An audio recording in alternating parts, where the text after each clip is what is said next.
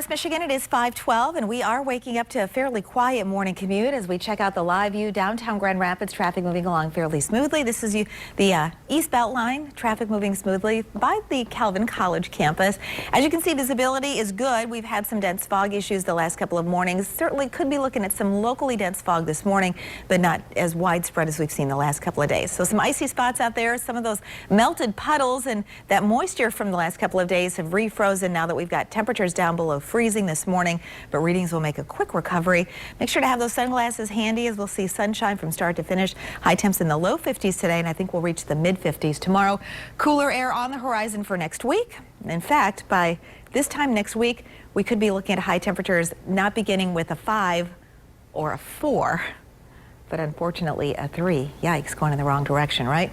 32 in Grand Rapids right now and in Fremont, 33 degrees in Ionia, 29 in Kalamazoo. So again, temperatures in a lot of places at or a little bit below freezing. So the dense fog advisories, the issues that we've had the last couple of mornings, well, this morning, down in central Indiana and also sections of central and northern Ohio is where we're seeing the dense fog advisory, the biggest visibility issues this morning.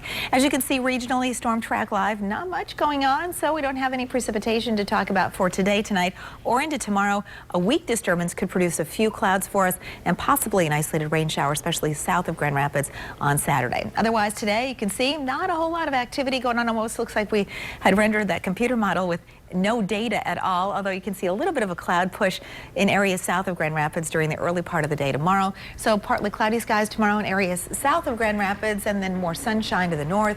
Temperatures outside again in the low to mid 50s. We're a little cooler with the clouds and the slight chance of a shower developing in some places south of Grand Rapids on Saturday. Saturday also will feature a northerly wind, so that also impacting the temps.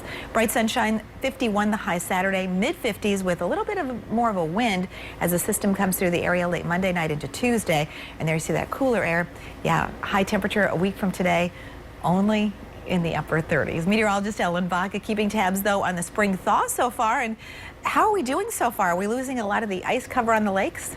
We are. We couldn't have asked for a better meltdown here. We've had plenty of sunshine, a nice wind to help evaporate that water. And even though our snowpack was way above average, we only have a few flood advisories to talk about, most of them in the central portion of the state. Berry County, Ionia County, you're the only two that really have to pay attention here. Flood advisory, this first one at the Grand River at Ionia. It will go above bankful on Saturday, but it's still going to be well below flood stage, so that's the good news. And then if we look at Thornapple River in Berry County, it will get a little bit closer to flood stage, so we are going to have to monitor this closely as we get to Saturday. But still, for the most part, effects are minimal from all of this melt. And as I mentioned, we've had quite a bit of snowpack. We will be talking about the Great Lakes ice cover in a second, but inland snowpack is sitting around 3 inches. A week ago, it was up at 8, and our lakeshore right around 9 inches of snowpack on the ground, where last week we're sitting up near 16. So you can see that melt starting to shrink on down. In fact, by this weekend, most of that's probably going to be gone. Speaking of gone, Terry, this is your question. How's Lake Michigan looking? 33% frozen, most of it on our side of the lake. And with all this water melting down, it's getting slushy outside. It's getting sloppy, so much so I was at an elementary school yesterday. I was doing the Read to Kids for March. I know you're doing a bunch of that, Terry.